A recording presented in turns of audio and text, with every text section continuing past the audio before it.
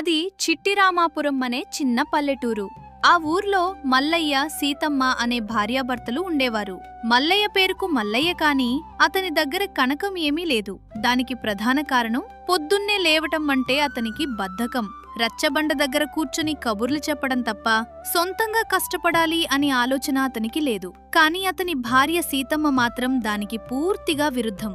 ఆమె చాలా తెలివైంది, చురుకైనది. ఇంట్లోని పనులన్నీ చక్కబెట్టుకొని ఎప్పుడూ ఏదో ఒక పని చేస్తూ ఉండేది. తన భర్త పద్ధతిని మార్చాలని ఆమె ఎన్నోసార్లు ప్రయత్నించింది. కాని మల్లయ్య మాత్రం ఆమె మాటలను పెడచెవిన పెట్టేవాడు.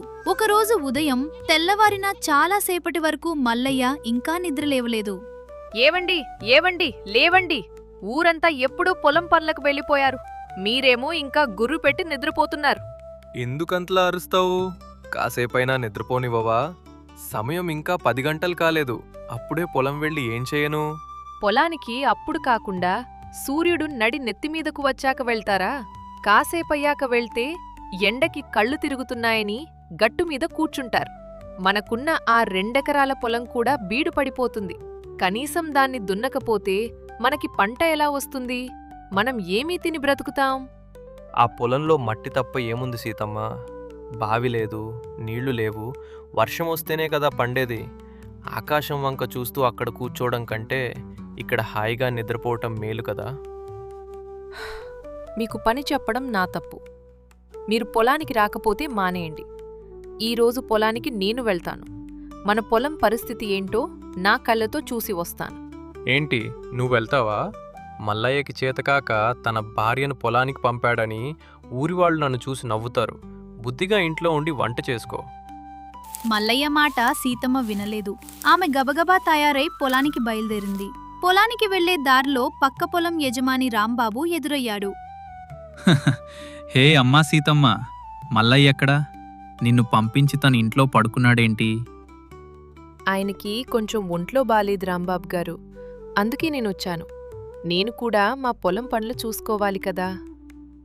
ఈ పొలంలో నువ్వేం చేస్తావమ్మా? మల్లయ్యకు కష్టపడే తత్వం లేదు. మీ పొలం మొత్తం ముళ్ళ కంపలతో నిండిపోయింది. ఈ పొలంలో నువ్వు కష్టపడడం ఎందుకు? సీతమ్మ ఏమీ సమాధానం చెప్పకుండా తన పొలంలోకి వెళ్ళింది. నిజంగానే అక్కడంతా పిచ్చి మొక్కలు మొలిచి ఉన్నాయి. సీతమ్మ ధైర్యం కోల్పోలేదు.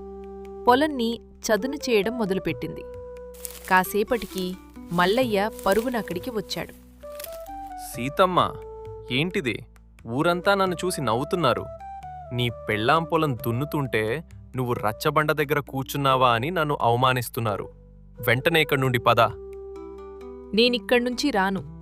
మీరు ఇన్నాళ్లు చేయని పని నేను చేస్తున్నాను. మీకు అవమానంగా ఉంటే రండి, నాతో కలిసి ఈ పని చెయ్యండి. అప్పుడు ఎవరూ నవ్వరు. నేనా? ఈ అండలోనా? నా వల్ల కాదు. సరే, మీ వల్ల కాకపోతే వెళ్ళండి. నేను మాత్రం పని పూర్తి చేసుకుని ఇంటికి వస్తాను.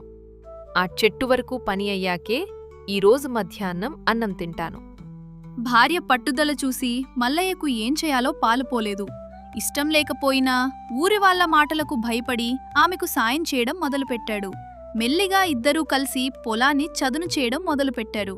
సాయంత్రం ఇద్దరు భార్యాభర్తలు పొలం నుండి ఇంటికి వెళ్తున్నప్పుడు సీతమ్మ మల్లయ్యతో ఇలా అంటుంది. ఏవండి, మన పొలం ఇలా బీడుగా ఉండడానికి కారణం నీళ్లు లేకపోవడమే కదా. మనం ఒక బావి తవ్వుకుంటే బాగుంటుంది. బావి తవ్వడమా? అది ఎంత ఖర్చుతో కూడిన పనో తెలుసా? ఎంత కష్టపడాలో తెలుసా? మన దగ్గర డబ్బుల్లేవు. మనకి బావి కావాలంటే మనుషుల్ని పురమాయించాలి.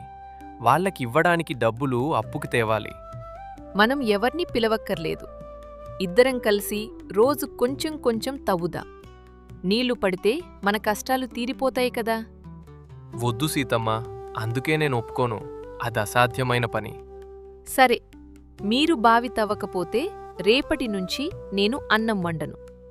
మీకు ఇష్టమైన పప్పుచారు, ఉప్పు చేప ఏమీ ఉండవు. ఇక మీరు పస్తులు ఉండాల్సిందే. అమ్మో, అన్నం పెట్టవా? అసలే నువ్వు మొండిదానివి. అన్నంత పని చేస్తావు. కాని ఎక్కడ తవ్వాలి? ఆ ఎండిపోయిన భూమిని అది రేపు నిర్ణయిద్దామండి. మరుసటి రోజు ఉదయం ఇద్దరూ పొలానికి వెళ్లారు. సీతమ్మ పొలమంతా తిరుగుతూ ఎక్కడ తవ్వాలో చూస్తుంది. ఒక మూలగా నడుస్తుండగా ఆమె కాలు ఒక రాయికి తగిలి తడబడి అక్కడ ఆగింది. ఏవండి, ఇక్కడ చూడండి. ఇక్కడెందుకో భూమి కొంచెం మెత్తగా అనిపిస్తోంది. మనం ఇక్కడే బావి తవ్వటం మొదలు పెడదాం. నీ పిచ్చి కాకపోతే అక్కడ పైన రాయి ఉంటే లోపల నీళ్ళెలా ఉంటాయి? సరే, నీ ఇష్టం. ఏదో ఒక చోట మొదలు పెడదాం. నేను అనేది రాయి పైన తవ్వమని కాదండి, ఆ రాయి పక్కన, ఇదిగో ఇక్కడ. మల్లయ్య తవ్వడం మొదలుపెట్టాడు. మొదటి రోజు 2 అడుగులు, రెండో రోజు 7 అడుగులు. అలా ఒక వారం గడిచింది. మల్లయ్యకి నడుము నొప్పి పుడుతోంది. చాలు సీతమ్మ, ఇక నా వల్ల కాదు. 15 అడుగులు తవ్వినా తడి కూడా తగలడం లేదు. ఇక్కడ నీళ్లు లేవు. ఇంకొంచెం ఓపిక పట్టండి. నాకెందుకో నమ్మకం ఉంది. ఇవాళ ఒక్కరోజు ప్రయత్నిద్దాం. ఇక నీటి జాడ లేకపోతే వదిలేద్దాం. మల్లయ్య ముఖం చిట్లించుకుని మళ్లీ తవ్వడం మొదలుపెట్టాడు. కొన్ని అడుగుల్లోతుకు వెళ్ళాక గడ్డపారకు ఏదో లోహపు శబ్దం వినిపించింది. సీతమ్మ, ఇక్కడేదో రాయి తగిలింది. అది పగలడం లేదు. ఆగండి, నేను చూస్తాను. సీతమ్మ కూడా చూసింది. అక్కడున్న మట్టిని పక్కకు తొలగించింది. అక్కడ ఒక పెద్ద రాగి బిందె కనిపించింది. ఇద్దరూ కలిసి దాన్ని పైకి తీశారు. సీతమ్మ మెల్లిగా మూత తీసింది. ఒక్కసారిగా ఆ ప్రాంతమంతా మెరిసిపోయింది. అందులో నిండా బంగారు నాణేలు, పాతకాలపు నగలు ఉన్నాయి. సీతమ్మ, ఇది బంగారం. మనం ధనవంతులైపోయాం. హేవండి, ఇది మన అదృష్టం కాదు, మన శ్రమకు దేవుడిచ్చిన వరం. ఆ నిధి సహాయంతో వాళ్లు మరికొంత పొలం కొన్నారు. ఇద్దరూ కలిసి పొలాన్ని బాగా అభివృద్ధి చేశారు. ఊర్లోనే ఒక అందమైన ఇల్లు కట్టుకున్నారు. మల్లయ్య ఇప్పుడు సోమరిపోతూ కాదు. తన భార్య మాట వింటే జీవితం ఎంత బాగుంటుందో అతనికి అర్థమైంది. మల్లయ్య ఇప్పుడు ఊరిలో అందరికీ గౌరవనీయమైన వ్యక్తిగా మారాడు. ఒకరోజు సాయంత్రం కొత్త ఇంటి అరుగు మీద కూర్చొని ఉండగా సీతమ్మ ఒక్కోసారి ఆలోచిస్తుంటే ఆశ్చర్యం వేస్తుంది. ఆ రోజు నీ కాలు అక్కడ తడబడకపోయుంటే మనమక్కడ తవ్వకపోయేవాళ్లం. నీ అదృష్టం వల్లే మనకి నిధి దొరికిందే. కాదండి, మీరు అదృష్టమని ఆ నిధిని అంటున్నారు. కాని నా ఉద్దేశంలో అది అదృష్టం కాదు. ఇది అదృష్టం కాకుండా మరింకేంటి సీతమ్మ? ఆ బంగారం నా అదృష్టం కాదు. మీరు నా భర్తగా దొరకడమే నా అసలైన అదృష్టం. నేను సోమరిపోతున్నా గదా. నేను మీకెలా అదృష్టమయ్యాను? మీరు సోమరిపోతు కావచ్చు, కాని మనసున్నవారు. నేను వెళ్తాను అంటే వద్దన్నా నా వెనక వచ్చి సహాయం చేశారు. నేను బావి తవ్వమంటే విసుక్కున్నా నాకోసం కష్టపడ్డారు. మీరు నాతో కలిసి ఆ రోజు ఆ పని చేయకపోతే ఆ నిధి భూమిలోనే ఉండిపోయేది. నా మాట విని మీరు మారారు, చూశారా? అదే నా అసలైన అదృష్టం. బంగారం ఈరోజు ఉంటుంది, రేపు పోతుంది. కాని మీలాంటి భర్త తోడుంటే ఏ రోజైనా సుఖంగా ఉండొచ్చు. నీ నీడలో నేను కూడా ఒక మంచి మనిషినయ్యాను. మల్లయ్య తన భార్య తెలివికి, ఆమె గొప్ప మనసుకి అతను మనసులోనే నమస్కరించాడు. నిజమే, సీతమ్మ లాంటి తెలివైన భార్య ఉన్నవాడికి అదృష్టం ఎప్పుడూ వెంటే ఉంటుంది. ఇద్దరూ ఒకరినొకరు చూసుకొని సంతోషంగా నవ్వుకున్నారు.